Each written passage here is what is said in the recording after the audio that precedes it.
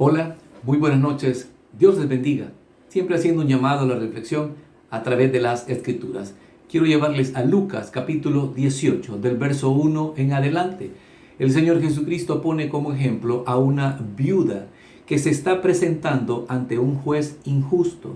Y que el juez injusto dice dentro de sí: haré justicia a esta mujer, no sea que agote mi paciencia.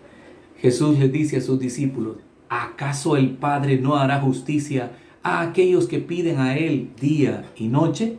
Entonces Jesús nos deja en claro que el orar y ser constantes en la oración es una de las claves para poder obtener de parte de Él esa petición que nosotros hacemos. Pero esa oración debe ir acompañado de algo más, y hoy lo vamos a descubrir. Versículo 9 del capítulo 18. A unos que confiaban en sí mismos como justos y menospreciaban a los otros, dijo también esta parábola. Dos hombres subieron al templo a orar. Uno era fariseo y el otro publicano. El fariseo, puesto en pie, oraba consigo mismo de esta manera: Dios, te doy gracia porque no soy como los otros hombres, ladrones, injustos, adúlteros, ni aún como este publicano. La lista continúa. Ayuno 2 veces a la semana. Doy diezmos de todo lo que gano. Mas el publicano, estando lejos, no quería ni aún alzar los ojos al cielo, sino que golpeaba el pecho diciendo: Dios, sé propicio a mi pecador. Os digo que descendió a su casa justificado antes que el otro. ¿Alguna vez se ha preguntado qué significa la palabra orar?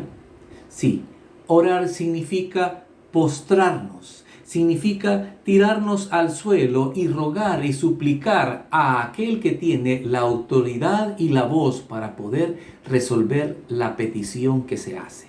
Sí, rogar. Pero el verso 11 dice que el fariseo, puesto en pie, oraba consigo mismo.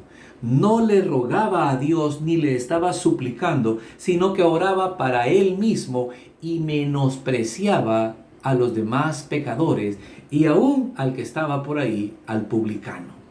Es interesante que él menosprecia y aún menospreciando sigue elevando esta oración y dice que él ayuna 2 veces a la semana y que diezma de todo lo que gana. Hay una gran diferencia. Uno se presenta con todo lo que él hace y con sus obras, y el otro se presenta con una actitud de pecador. Sí, esa es la clave para poder obtener y ser escuchado por Dios.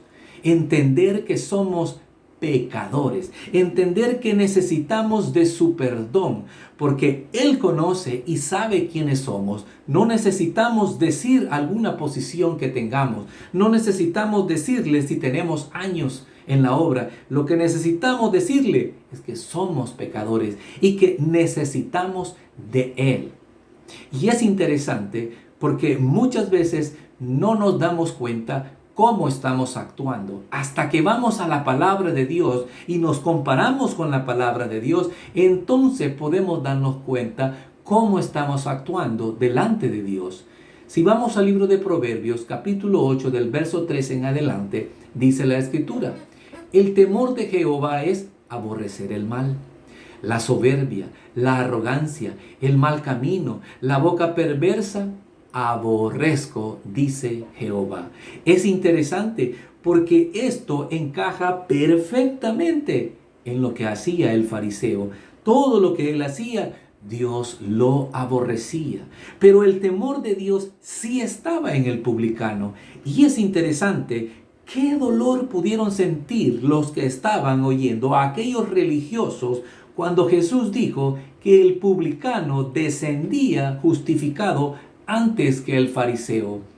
¿Quién era un publicano? ¿Y por qué les pudo causar dolor? Porque los publicanos eran considerados como traidores, porque eran judíos, pero eran judíos que se habían pasado del lado de los romanos para cobrarle impuesto a sus propios hermanos y traerlos a los pies de los romanos. Así que los fariseos les miraban como adúlteros, como homicidas, como las rameras, a la misma categoría, y les despreciaban. Pues esos que ellos despreciaban descendían justificados. Y muchas veces nosotros no nos damos cuenta que a esos que menospreciamos, Dios les está tomando en cuenta su petición y les está contestando. Porque muchas veces no nos damos cuenta que estamos presentando obras y no humildad. Estamos presentando honores y cursos y títulos, pero menos un corazón contrito y humillado ante aquel que nos conoce verdaderamente. Buenas noches, Dios les bendiga.